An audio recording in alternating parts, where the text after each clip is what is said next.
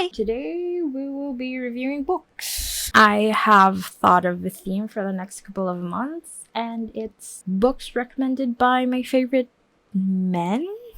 This month's best boy is Namjoon. I have thought of him first because I have read some of his books inspired by BTS's comebacks and themes and concepts, especially Damien. I have wanted to read Damien since 2017 when Blood, Sweat, and Tears came out.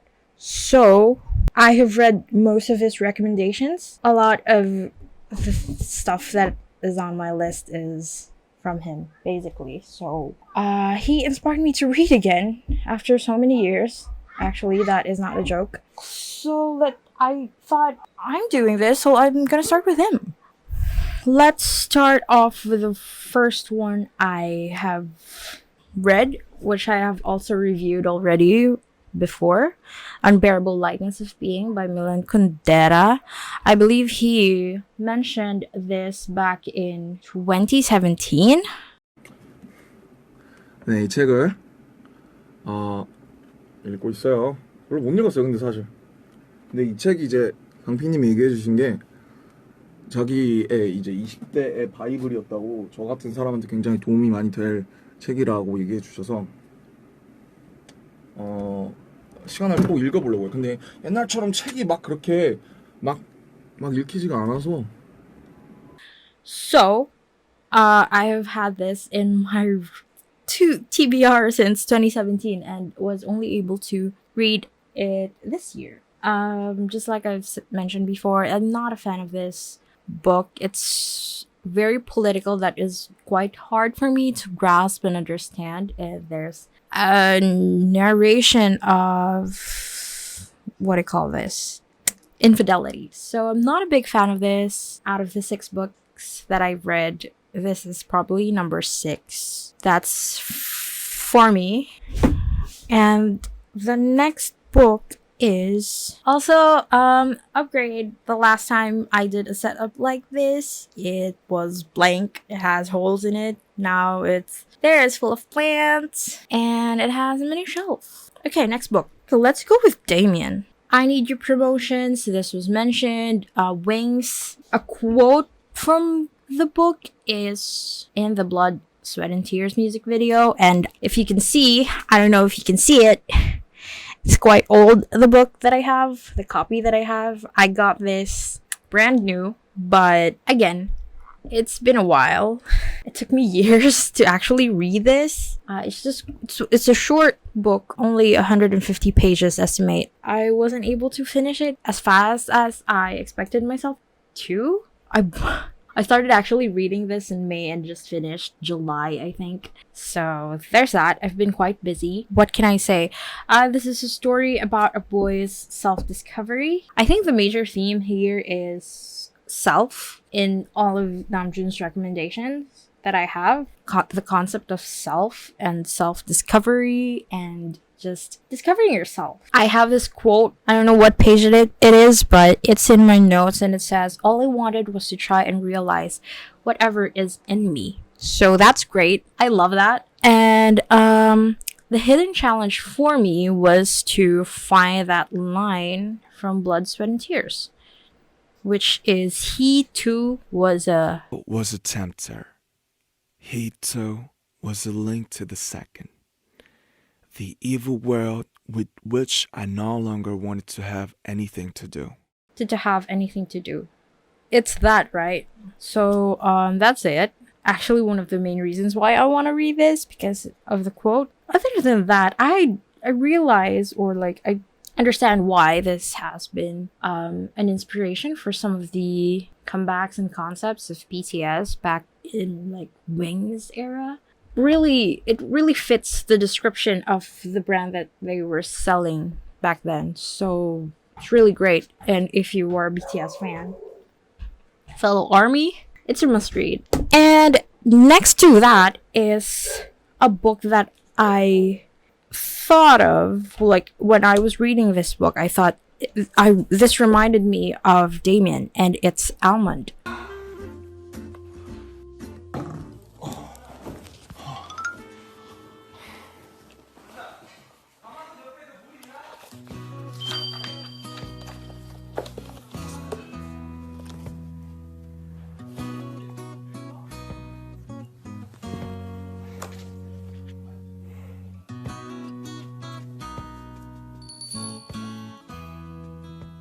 This is a Korean book. I did not read this in Korean. There's a translated English version. It's by Wong Pyun-son, translated from the Korean by Sandy Josun Lee. Yeah, and it was in the soup. This book can be seen in one of the episodes. Yeah, I said here that it reminds me of Damien, friendship between young boys who are seeking who they are. So it's also a story about self-discovery, like who am I? What is my purpose? Something like that. I actually like this book a lot, and I wish to read more young adult YA books, young adult books in this genre rather than fantasies and chosen one tropes assigned to kids. It's not like that I hate it. Where's Namjoon? It's not like that I hate YA books and fantasies, like, because I like Percy Jackson. Definitely like Hunger Games, although that's not, well, it's fantasy, it's dystopian. But books that are about young adults that doesn't have this sense of magic that can fit into the present day's narration. It's something relatable. It's something that a person can relate to. Books like this are something that I prefer if we are talking about self-discovery and things like that and that concept. So yeah, a must read, definitely. And what else do we have? Oh, Human Acts. This is from V-Live also. 그랬고, 그리고 소년이 온다라는 이제 한강 작가님의 책과 82년생 김지영이라는 또 굉장히 베스트셀러죠. 두 권을 읽었는데 두 권 다 굉장히 시사하는 바가 많아서 여러 가지를 느꼈던 것 같고, 특히 소년이 온다는 이제 유럽 가는 비행기 안에서 읽고 유럽에 가서 호텔에서 읽었는데 그 좋은 어떤 상황이었는데도 그 책을 읽으니까 되게 읽기가 굉장히 좀 마음이 버겁더라고요. 글을 너무 생생하게 잘 쓰셔서 네, 되게 인상 깊게 읽었던 책들이 아닌가 싶습니다. 아무튼 좋은 책들이었다는 거. 그리고 이제 네. I was not expecting the plot to be that plot. Okay, this is a spoiler. Well, not really. The setting, it's actually in the blurb, but I read this blind. It's about the rise of South Korea during their martial law regime. So like 1980s was quite confusing for me at first because the narration is quite different. Sometimes it's in first person, sometimes it's not. There are switches in narration and whose perspective is it in some chapters. So that's the part that I didn't like. It's quite gory, so trigger warning if you want to read this. It doesn't have any trigger warnings. But yeah, it's in the middle of war. Not really war, but martial law and the atrocities during those times. So notify yourself first before reading it. I actually like the part... Which one is it? I forgot to take notes of the pages, but in my note it says... I know it's during the first part, around first 100 pages, I think. It was also strange to see the Taegukgi, the national flag, being spread over each coffin and tied tightly in place. Why would you sing the national anthem for people who had been killed by soldiers? Why cover the coffin with a takugi, as though it wasn't the nation itself that had murdered them? So there's also a sense of patriotism, I think, here, because I think it's impossible to read this without thinking about your own country, especially if you're in the Philippines. And because historically, Philippines also have a history with martial law and with, the current president right now and the current administration. It's like, why are we here? So anyway, I think it's impossible to not be patriotic while reading this. And mostly also it's impossible not to reflect on your own country, because of course there are many things that a country or the people in your country can do. And some of them are violent and whatever. So, yeah, it's a reflection of self nationality, I guess. And when I say this is graphic, it really is. I'm gonna read something, so please skip. I'm not saying that this book is nonfiction, but the violence during martial law, at least in the Philippines, and I'm assuming in South Korea as well, they are pretty violent. So I'm gonna read this. It's true that Jinsu did suffer some unusually brutal torture, even compared with the rest of us. Perhaps because there was something strangely delicate about him, almost feminine, and somehow that rubbed the guards the wrong way. But I only heard these stories at least a decade after the fact. At that time, I had no idea. What I heard was the soldiers made him get his penis out and rest it on the table, threatening to cane it with a wooden ruler. Apparently, they made him strip and took him out to the patch of the grass in front of the guardhouse, where they tied his arms behind his back and made him lie down on his stomach.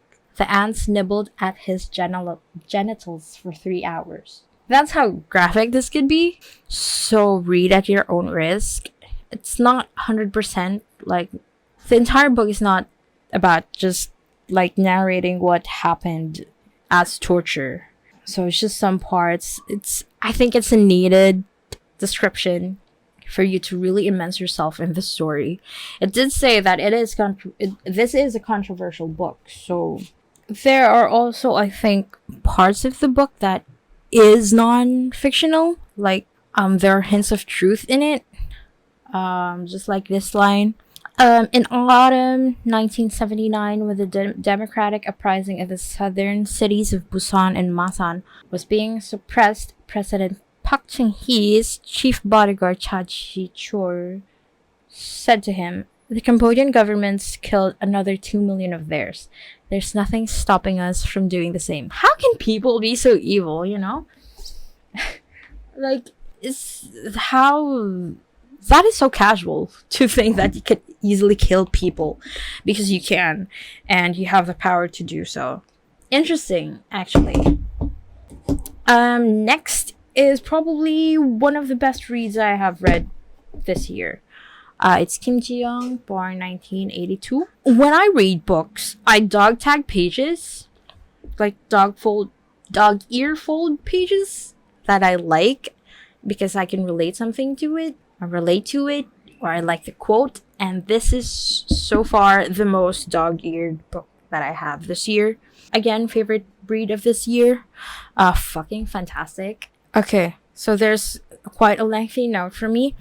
This made me sad as I'm afraid my own mother doesn't understand the complexity of women today.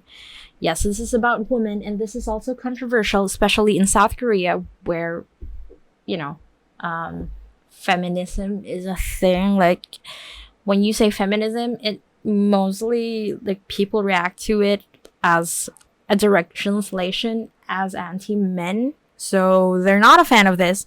Neither are they fans of the film adaptation. There's one, Gong Yu's in it. It's really good. The moment I finished this, I found out it's on Netflix, so I immediately watched it. So yeah, let's see. What did I say? She's just... Okay, this is about my own mom, okay? Yeah, she's just contented that she has what she needs, and I think this means she doesn't see the need for other women to step up. There's this time in the Philippines where there's discussions about longer maternal leaves, well, for pregnant women, for pregnant people, etc., etc. Yeah, so we were discussing that, or I was reacting to it. It was on the news and I was reacting to it, and I think I was saying that people deserve to have more time with their newborns, especially mothers, people, uterus bearers who have children, maybe people who have adopted children too. They deserve some time with their kids, especially. And I don't think she meant anything by it with what I'm going to say, what she said. I think she meant it no harm, but there's just like, there's an internalized misogyny speaking in there. Like she said, I also think that she's only speaking from might be the truth, but again, it's like there's internalized thing going on in there because of how she have concluded to that conclusion. Well, she said that if the government would allow women to have longer maternity leaves, then companies will not, they will simply not hire women ever again because there's a huge loss when people go on leaves and they are paid with no work being done. So in a sense, I understand that why would companies do this, but again, how bad is it for humans to be with their family? That this is just an atrocity. Like women won't get jobs just because they're pregnant, but countries like this is a thing, right? Like for example, in South Korea, they don't have the best maternity benefits out there. It's not like they're in a like Nordic levels of maternity leaves and benefits. And well, there's like suffering from low birth rate. They have like overthrown Japan in that rank. So unless you want women to have careers and be mothers and be family people, you need to have something that benefits everyone or benefits women like in all aspects. Because if you want women to have careers because you don't want to leave the money earning thing to the male population, so you want women to work as well, you need to face the truth or the fact that we women will be choosing either or, not and. Do you get what I'm saying? Or is it confusing? Because if you want women to stay at home, we're back in the 1950s. If you're not giving them any benefits that will benefit their career, they will simply opt to not have children at all. Because why would I choose to have children when it's expensive to have children? It's tiring to take care of children. And having a career is more fulfilling because I think it's very fulfilling for me to have means to eat because a job will give me money to eat, you know? So the world, it's 2023, but the world still does not, it still doesn't see the importance of women. And I think, personally, I think that we are still in denial that the world is very against women. There's still this aspect of not having any beneficial thing for being a woman. The world today still caters to men, and it's still really hard to be a woman. And this book explains it. It's a story about Kim Ji-young. She was born in 1982. This reminds me of the Barbie movie. Experiences of women across generations. There's a part of this that's a story about her mom, her grandmother. There's a part in the book where Ji-young's mom shared with Ji-young for the first time that she wanted to be a teacher. When Ji-young first heard that, she laughed at her mom's face because she didn't know that women or older women can be something else other than mothers. And when her mom explained that, of course they can be, she explained that she gets higher grades than her older brothers, that she's actually a smart woman. Ji-young asked, well, why don't you become a teacher now?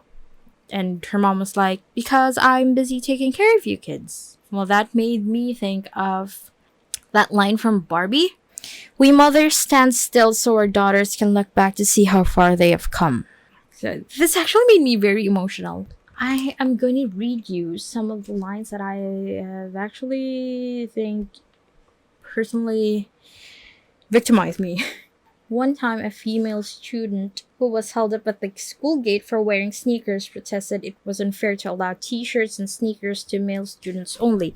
That is true. When I was younger, when I had to wear uniforms and such, I hated it. I went to a Catholic school, so our uniforms were like skirt, long sleeves. It's not like that in the entire Philippines, but our school was like that because we dressed like nuns because basically we're Catholic. We're a Catholic institution.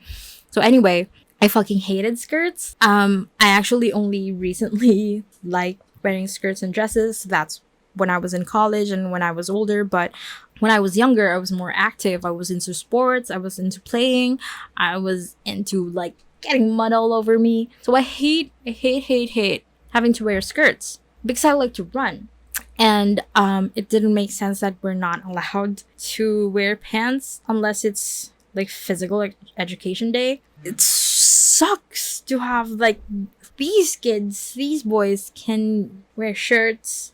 They can wear like they can open their polos and we can open their uniforms and expose their t-shirts, but we can't because that'll be indecent. But like it's hot. It's hot in the Philippines. It's hot right now, and I'm wearing these for aesthetic because you don't want to see me wearing a tank top because I don't have a bra on. And then boys can do whatever they want. So I would just play with skirts on.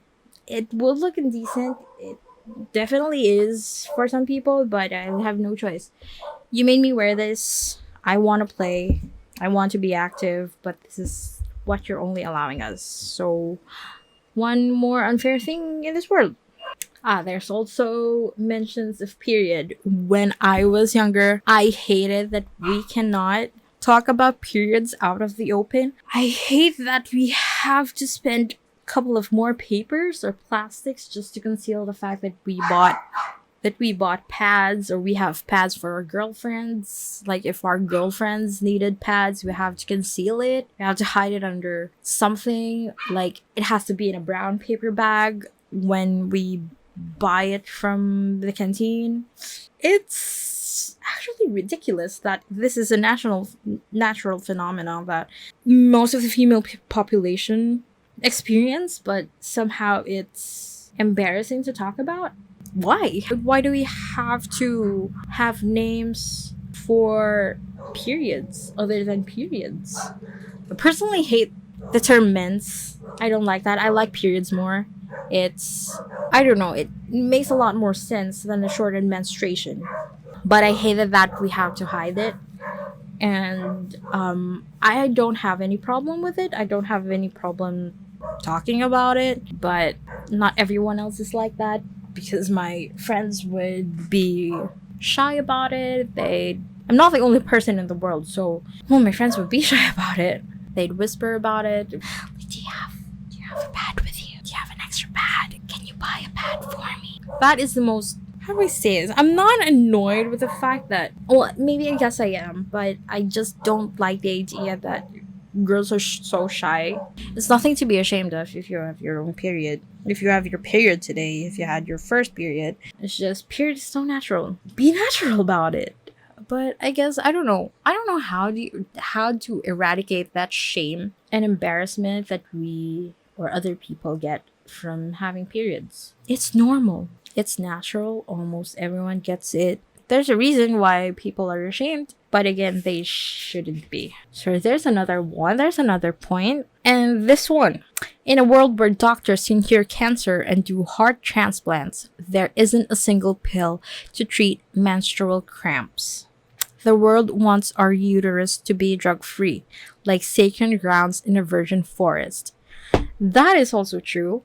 This is something that I am very particular about, not just cramps, birth control as well. I hate that birth control is assigned mostly to women, but permanent or long-term options are more accessible to men. So it's like birth control is designed to make women suffer. I personally have a long-term birth control. I'm not active or anything. It's just I don't want to have that risk anyway. I'm not allowed to have pills because I have a history of cancer. So whatever hormones in that, I'm not allowed. Same goes for implants, for injectables. I'm not allowed for that. So the only option that I have is a 10-year IUD, copper IUD. When they tell you it hurts, it doesn't really hurt. Like, it does hurt, but personally, my wisdom tooth removal hurts a lot more than the experience that I had. But it does hurt. It's like a very heavy cramp. It's not my first choice to have that because I wanted my tubes to be cut, not just tied. I want them to disappear. I don't want kids. I am 25, turning 26. I know what I want. If I change my mind, IVF is available, and that means I have enough money to actually want to have a child. So there's no way I'm gonna have a child if I don't have any money. So that's just the conclusion that I have. That's the equation that I have in my mind. So what made me angry is that doctors here cannot perform that to me. Cannot cut tubes, tie tubes of women who are simply single, who are young, who are unmarried, and don't have children. So that is only available for women who have already had at least 2 babies, from what I've read from my friends. So that is not an option for me because I don't have a baby, I don't have a husband that would sign the consent form. See, that is so fucking ridiculous. But you know what? Vasectomy doesn't need anyone's permission aside from the guys. It's so unfair. Why does birth control have to be painful for women and unaccessible? And it's the complete opposite for men. It doesn't make sense. It should be the same. I should be able to get my tubes tied when I want to. I know the risks. I'm an adult. I know my choices. Why am I not allowed to do it? I know in some part of the US it's allowed. I've read Reddits about it. Some other countries it's allowed. I know the UK it's allowed. And now, since I have had the IUD for like a month already, the side effect, basically for the first 3 months I have to suffer from cramps. And it has magnified my cramps by a lot because I usually don't have one. It's just like I would have was like a pulsing like light pulse that would like signal me or like, you're getting your period next week. It's just like that. It's just like not entirely like.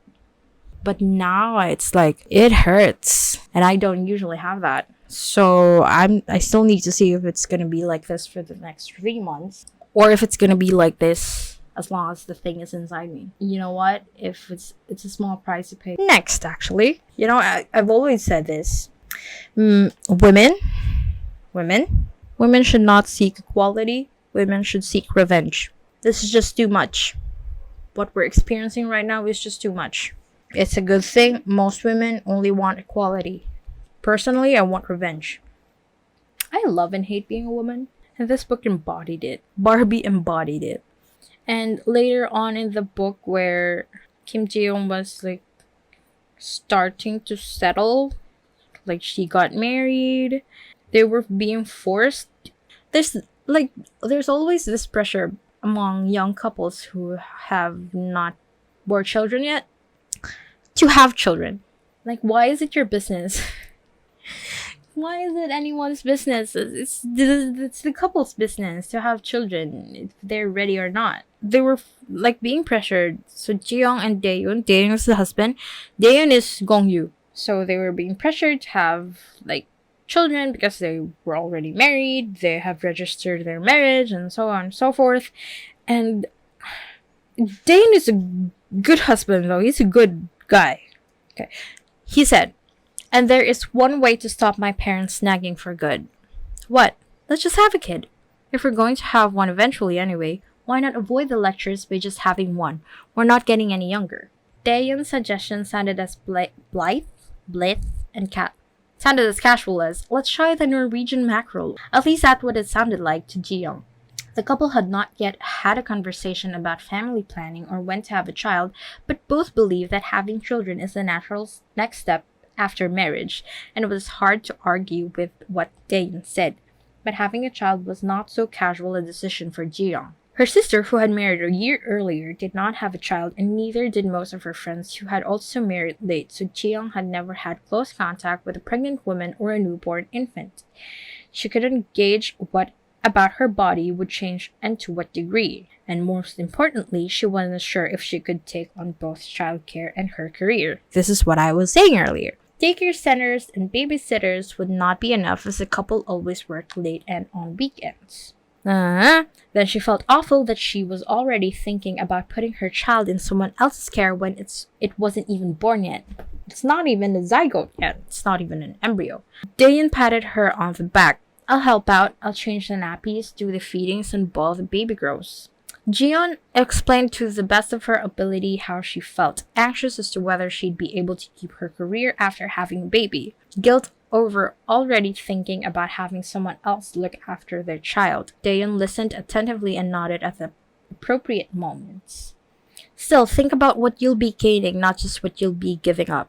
Think how meaningful and moving it is to be a parent. And if we really can't find someone to look after the child, worst case scenario, don't worry about quitting your job. I'll take care of us. I won't ask you to go out and make money. The next part really moved me. That this made me think that this is the best book that I've read so far this year. And what will you be giving up, Papa? What? You said don't just think about what I'll be giving up. I'm putting my youth, health, job, colleagues, social networks, career plans, and future on the line. No wonder all I can think about are the things I'm giving up. But what about you? What do you lose by gaining a child? Me? Well, things won't be the same for me either. I won't get to see my friends as often because I'll have to come home early. I'll feel bad about attending business dinners or working late. I'll be tough to come home and help out with chores after working all day. And besides, I'll have you and our child. Financial support. As head of the household, financial support. And that's a huge responsibility. His list of potential losses seemed like such a trifle compared to the way her life could be thrown, of course. You're right. Raising a child will be hard for you too. But I have a job because it's fun and I enjoy it. Heart. The work and making money, not because Toppa wants me to go out and make money. That was glorious. What do you lose by gaining a child? What do you lose by gaining a child? And I hate how, for men, it's for like a couple who is a man and a woman. I hate how men are expected to help. You are not helping your wife. You should be doing that. That's not help. That's like your responsibility. I think there's a line here also. Like Jiyoung got annoyed because why do you keep selling? Hey, here it is. Well, Daeyeon was encouraging Jiyoung to like work again, to have a job. After some discussion, it's quite complicated to explain here, but they were having discussions about that, and he said you can use that time to study and look for other work. Think of this as an opportunity to start a new chapter. I'll help you out. Jiyoung knew that Daeyeon was being sincere, supportive, but she still couldn't hold back her anger. Help out? What is it with you and helping out? You're going to help out with chores, help out with raising our child, help out with finding me a new job. Isn't this your house too? Your home, your child? And if I work, don't you spend my pay too? Why do you keep saying help out like you're volunteering to pitch in on someone else's work? Why is it help out? It makes sense. It makes sense. And overall, it's just, I think I'd end up reading the whole book if I would read every dog ear tag that I have here. But this is really a book that I would recommend everyone to read if you identify as a woman, if you want to know about women's life, read this. Watch Barbie after. This is really good. And last but not least, it's I Want to Die, but I Want to Eat Tteokbokki. This was seen in Bon Voyage 3 in Malta. This is actually a collection of conversations between the author and her psychiatrist. This is relevant for me because I suffer from major depressive disorder. I could relate to it. It's just, if you are suffering from like depression or things like that, it's better if you not just read the book, maybe skip the book for now if you're feeling vulnerable. See a psychologist, a psychiatrist, whatever fits you best. Make sure that they are legit. I have had experiences with sketchy ones. I think the reason also why I started reading this book was because I felt like I was ready to do so, because I have been seeing a therapist. So if not, I won't have the courage to actually open this. So I'm not saying I'm cheered, but what I'm saying is I'm quite ready to face and see what other people's experiences are like. So yeah, this is also a great read. But again, seek help if you are feeling vulnerable. But that's the 6 books that I've read recommended by Kim Namjoon. So I was supposed to read Cosmos by Carl Sagan, but when I opened it, it has map. Why? And the other book that I was supposed to read was 1Q84 by Murakami. I have been seeing this book for ages, but when I opened it, it has like 1,000 pages. What is this, a fucking Bible? So I'm not ready to like read a lot because I don't have the time. Maybe next time. Maybe I'll do another part of these. Namjoon reads way too many books. I think I have content for that. First thought about these books. Yeah, I have no first thoughts because again, I have read some of the books that he have shared before. I've read some already and I have actually finished some. Overall, I like his recommendations. I love how self-reflective they are and how it's relevant to society. Top book of this read. It's getting late. But yeah, great job, Namjoon. Thank you. I actually enjoy that a lot. Maybe next time with the Bible and the maths. Okay. Bye.